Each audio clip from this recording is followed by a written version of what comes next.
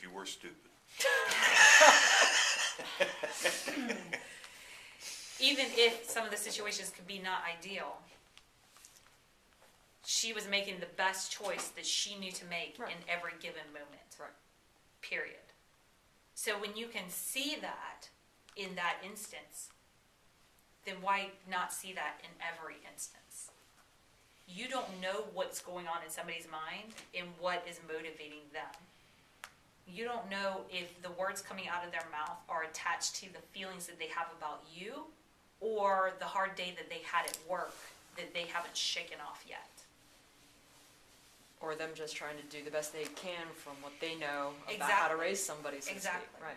So the reason that I adopted this way of looking at things is because since I can't know what somebody's thinking and I'm left to only assuming, why not assume the best? And understanding, and when I tried to make sense of senseless things, like moms that abuse their kids, like how can that even make sense to abuse your child? And how can you even think or argue for a moment that you're a good mom but still abuse your child? Because a lot of abusive parents would be like, I'm a great parent, because they don't see that abuse as a negative thing. They don't even really see it as abuse, or they don't even register it, or it's all that they know. They're making the best choice that they can make in the moment. So if the best choice that they can make in the moment isn't aligned with love, then it must be an action that was made subconsciously in order to falsely preserve some kind of safety that they're feeling is threatened.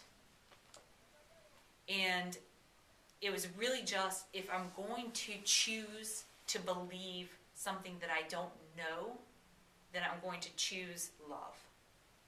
And in just that, what if everything is love?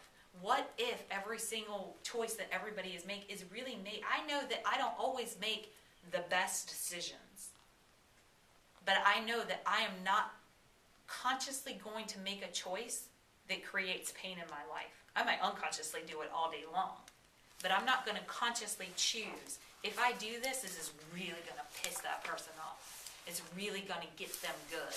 I wouldn't do that. So if we are friends, or we are family members, or if we are have some kind of intimate connection, and you're receiving anything other than just straight up love from me, I guarantee you I am unaware of it, because I'm not a malicious person. I wouldn't do that. Now, some people, you can look at them and be like, well, they're consciously making the choice to do something harmful to somebody else.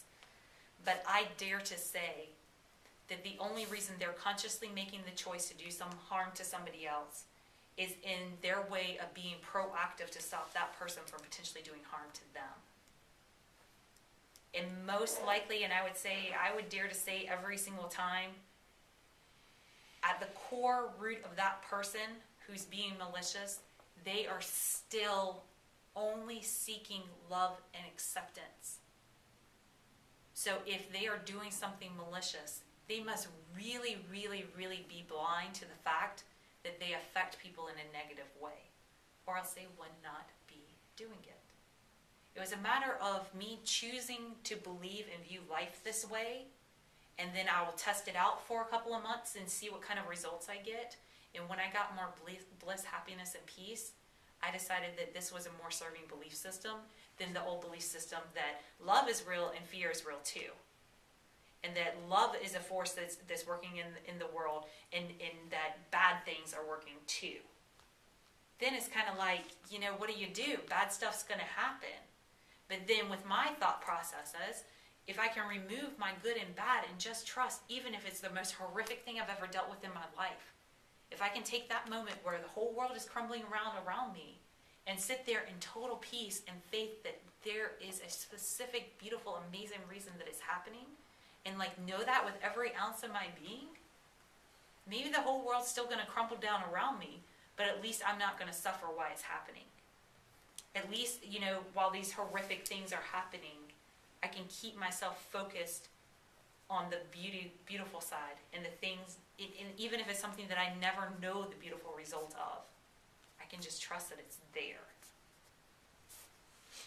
And if my principles and my beliefs make me live in some kind of fantasy world that doesn't really exist, but is a lot more cozy and lovely and productive and fun and wonderful than a world of reality that other stuff's at work that keeps me suffering, keeps me feeling bad, I'll gladly subscribe to my fantasy life.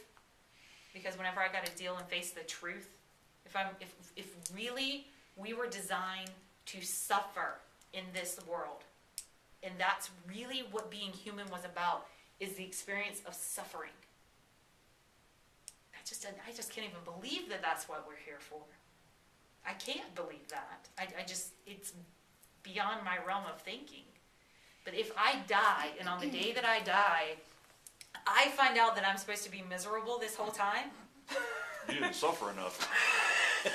well then I'll have, if I find that on the other side of this is an eternity of suffering, guess what? It's still going to be an eternity of suffering.